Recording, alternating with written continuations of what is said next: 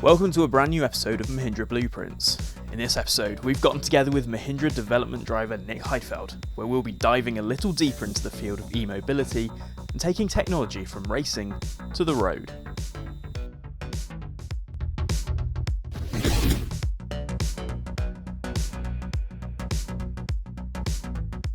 In Formula E, it's obviously very important to manage your energy because you cannot go flat out all the way. We have a lot more systems both in the car, but also a lot more simulations done beforehand. And on top of that, a lot more communication between drivers and the garage who help you a lot to really nail it perfectly. And again, in the beginning that was not the case, and there were bigger differences in strategy and how drivers handled that, and I thought that was a lot more fun.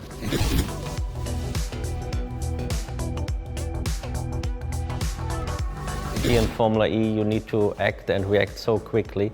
What also is fantastic for a racing driver is to have very difficult circuits. We only go to street circuits, or mainly street circuits, and the combination we have there on this Formula E car with a relatively low power, at least compared to Formula 1. What I also think is great, because it's unusual, is that we still manage to have a lot of overtakings, which on a street circuit normally is quite difficult.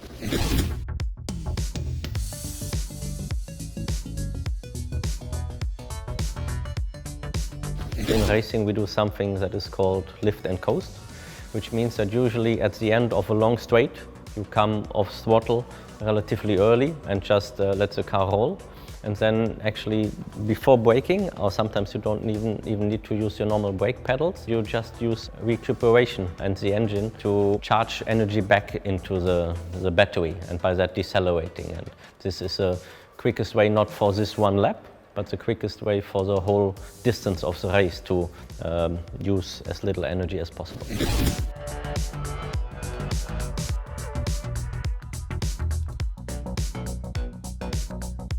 I mean, there's no room for error, and you need to be able to do some fine adjustments, ideally, but this is not the case if you don't have power steering. But we don't have massive amounts of downforce.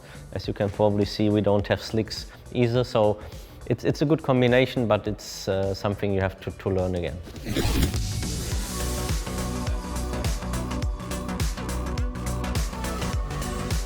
It's more based on achieving a car that is easy to drive, first of all, and secondly suits any type of circuit and corners, and also should suit most temperatures. And obviously on the different street circuits we also have a big variation in tarmac, and we try not to spend too much time on getting a perfect car for each circuit, just by the way of the regulations only having one day and not much time before qualifying.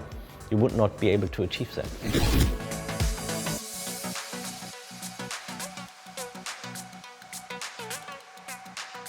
First thing you notice is the sound of wind when you speed up, but this is not too helpful in the end. What was more interesting is to hear the brakes, to hear the tires, and also to hear the drivetrain. Sometimes you hear that there's a problem, that there's some friction, you hear some rattling, and this gives you some feedback about the state of the car, the balance, and what you might be able to improve. With a normal combustion engine, you hear much better when the RPM goes up, and that gives you a good indication of when you do get wheel spin. Sometimes even earlier you might get oversteer, or that you feel it with any other senses. But this not being the case so much in an electric car, you had to change your internals in terms of the sensors you have, and this needed a little bit of adaptation, but was a good challenge.